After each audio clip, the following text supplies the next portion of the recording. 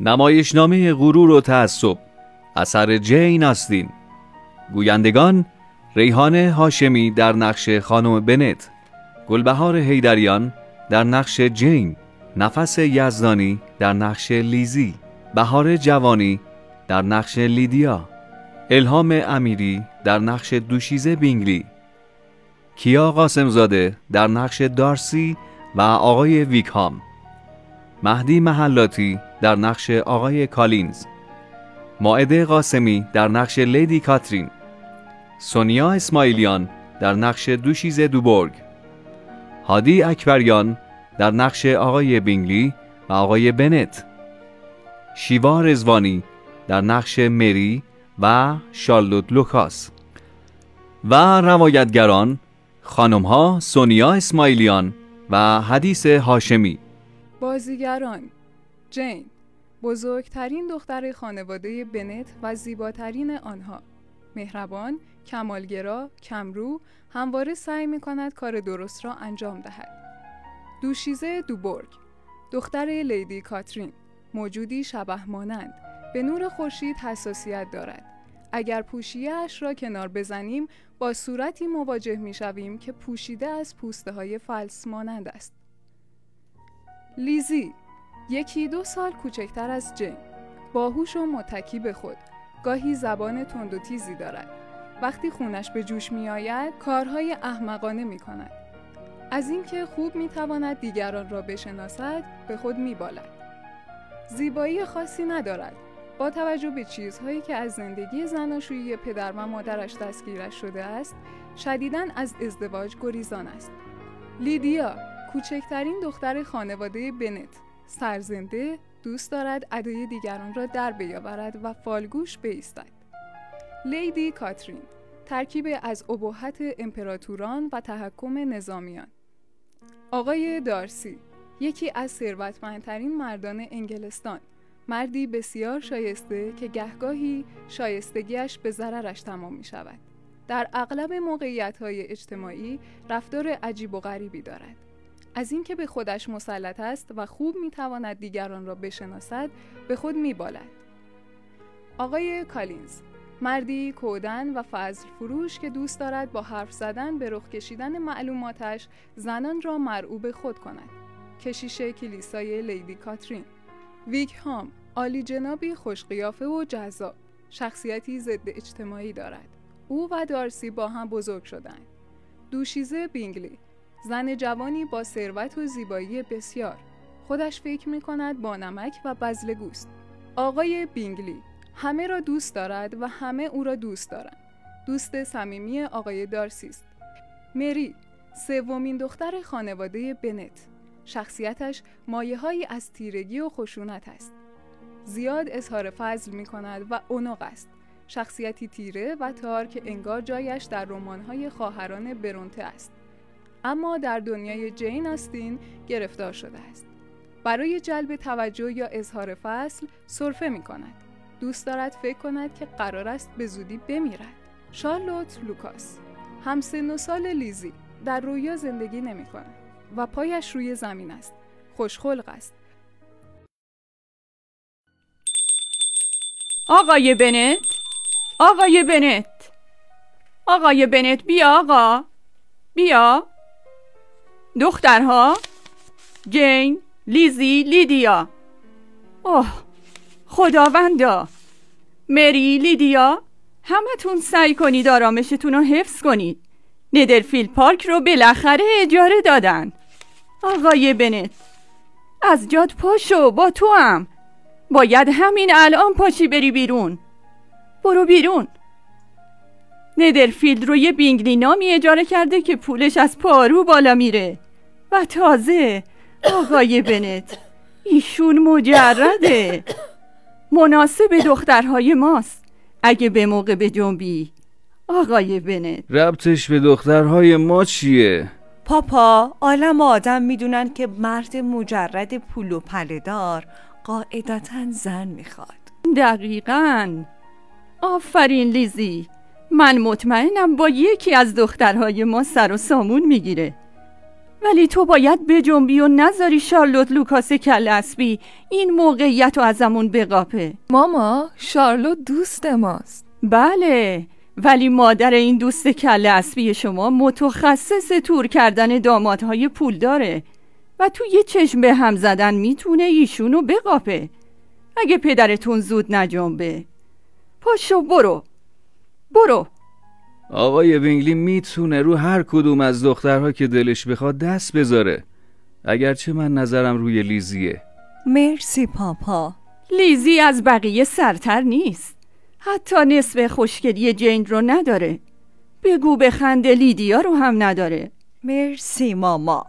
ولی تهش سوگلی توه دیگه. تازه به قد بلندی مری هم نیست. هیچ کدومشون چنگی به دل نمیزنن عزیزم. خب حالا که این عالی جناب خوش آتیه از آسمون افتاده تو دامنمون، بهتره بری دیدنش، وگرنه هیچ وقت نمیتونیم از شر دخترها خلاص کنیم. بس کن مری، داری رو اعصابم سوهان میکشی. محض تفریح که سرفه نمی کنم. تو خوشت میاد منو ناراحت کنی؟ اصلا به فکر اعصابم نیستی. اعصابم ضعیفه، هر لحظه ممکنه رشته هاش پاره بشه و من از بین. عزیزم، من خیلی هوای اعصاب تو رو دارم. دوست قدیمی منه، حداقل 20 سال میشناسمش. دخترها، پس فردا که پدرتون افتاد مرد نگین چقدر بی فکر بود. من فقط میگم که براتون هیچی نذاشته. خودتون خوب میدونین که بعد از مردنش این ملک و املاک به ما نمیرسه. میشین یه مچ پیر دختر بی پول که باید برای یه لقمه نون تو خیابون گدایی کنی. ماما، لطفاً اینقدر به خودت فشار نیار. اگه از حال بری نمک بویا نداریم بگیریم زیر دماغتا. نه گریه نکن لیدیا. پدرت مرد این خونه است و هر کاری که به صلاح شما باشه میکنه. عزیزم، خودتو با فکر مرگ و بیپولی به فنا نده. فعلا باید زنده بمونی، چون میخوام از آقای بینگلی برات بگم. دیروز رفته بودم به دیدن این آقای محترم. افسر ارتشه، خوشتیپه، پیانو بلده بزنه. تنها چیزی که با اطمینان میتونم بگم اینه که 2 چش داره و یه دهن. قاعدتا هم باید از همه چیزای جفت یه جفت داشته باشه، از همه چیزای تک هم یه دونه. اینم میدونم که سالی 5000 پوند عایدی داره و سه‌شنبه هم قراره بیاد مهمونی رقص خانواده لانگ. سالی 5000 تا؟ وای آقای بنت عزیز، چقدر تو خوبی. اوه آقای بنت. ولم کن. امیدوارم حالا دیگه چند لحظه دست از سرم برداری.